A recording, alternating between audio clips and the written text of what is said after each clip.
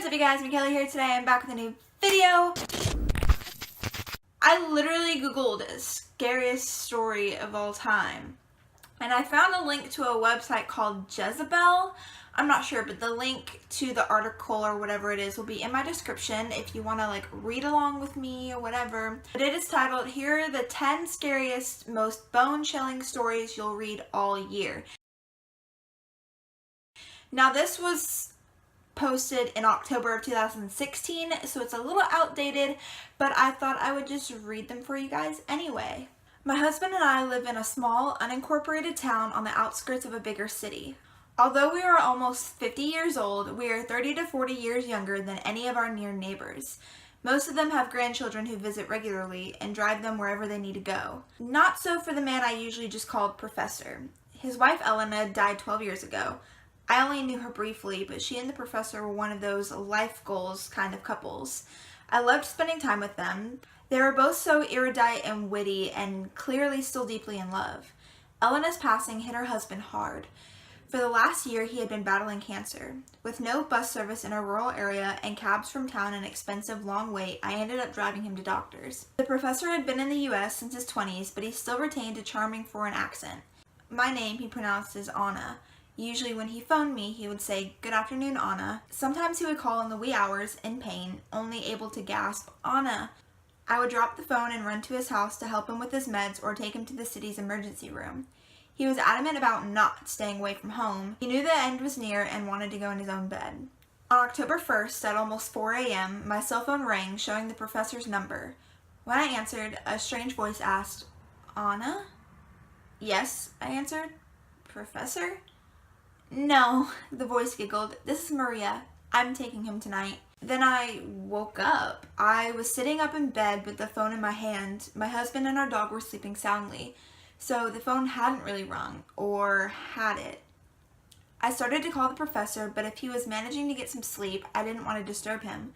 So I got up and dressed quietly, and the dog and I slipped out to the backyard.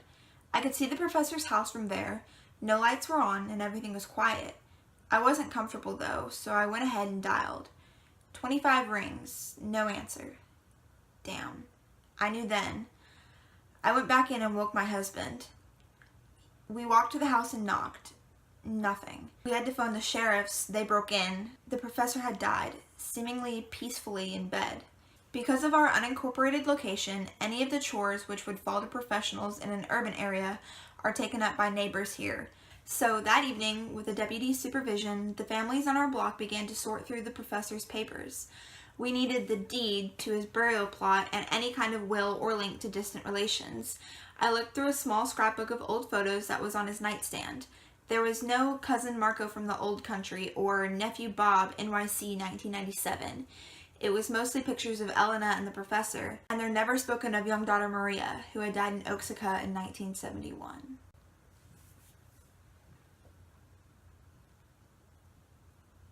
That's very, it's nice that he got to pass away the way he wanted to, but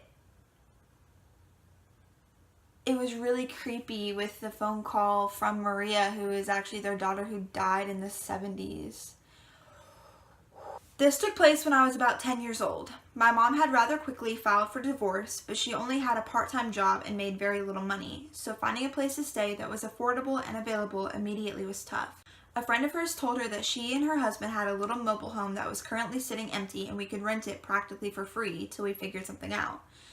I immediately didn't like the house. Part of this, I'm sure, was due to my parents' abrupt divorce and having my life turned upside down, but it was also just the house itself. We lived in a mountain town, and this mobile home was way up a steep mile-long driveway. Beautiful pine trees surrounded it, but the house itself looked abandoned and out of place. It had 2 bedrooms and 2 bathrooms, so my brother and I shared a room, and my mom took the bedroom with the attached bathroom.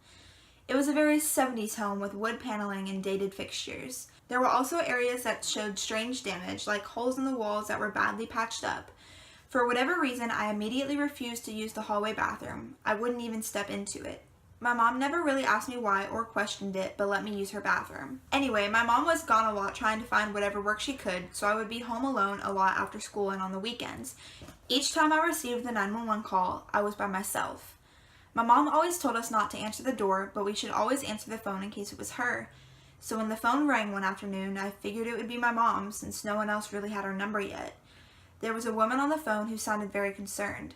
"Hello, this is 911 returning your call. We received your call, but we got disconnected," the woman said.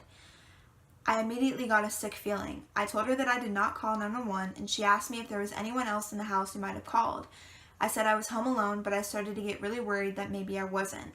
She said she would dispatch police to our address just to make sure everything was okay. At that point, I was terrified to be in the house, so I sat outside and nervously waited for the police, who showed up in about 15 to 20 minutes. The officer asked me if I had called 911, and I said no, but they claimed I had called them. The officer just sort of shrugged and said, "This kind of thing sometimes happens.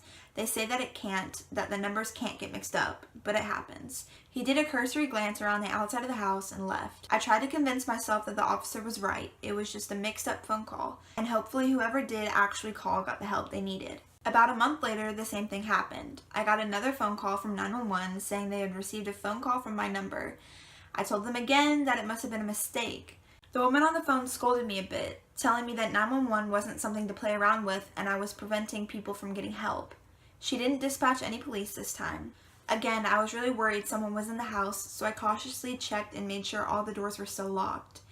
I don't know why, but I always kept the hallway bathroom door closed, maybe because of the eerie feeling I got from it. As I was checking the house, I just knew someone was in that bathroom. I was terrified. Part of me felt like I needed to open the door to check, maybe to prove myself wrong, but I was too afraid. So I just sat in the living room watching that door. It was so quiet in the house that after a few minutes I swore I started to hear faint little sounds coming from inside, like a kind of shuffling noise. I asked my mom to check the bathroom when she got home, and she quickly looked inside. She made me come and look to see that it was empty, and I was letting my imagination get the better of me. The 911 calls happened 3 more times over the coming months, and only when I was home alone. The 4th time, the dispatcher told me I could face criminal charges for what I was doing, and they would contact my parents. I hung up the phone sobbing and terrified. I had that feeling like someone was in the house again, but if I called 911, they probably wouldn't even show up. I felt like the girl who cried wolf, only it wasn't me. It was like someone was playing a horrible twisted joke on me. I sat and watched the bathroom door again, hearing noises like someone dragging their fingers across the door. I decided my mom was right, and I was probably just letting my imagination get away.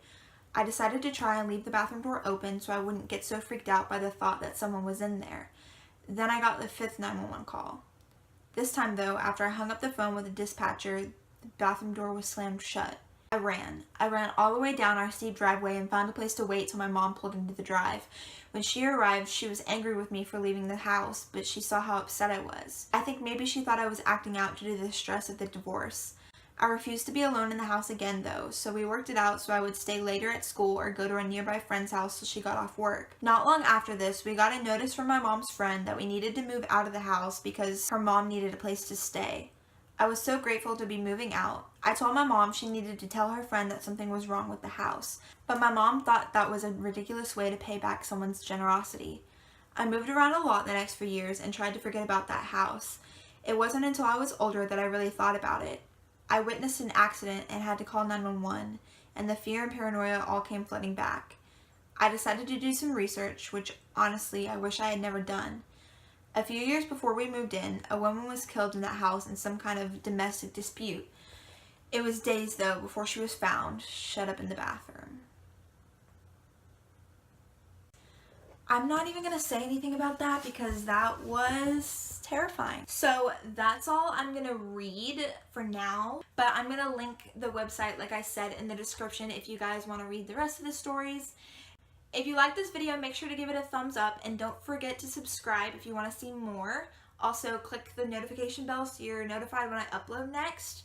All of my social media will be down in the description below. And with that being said, I will see you guys on Wednesday for my birthday vlog. Bye!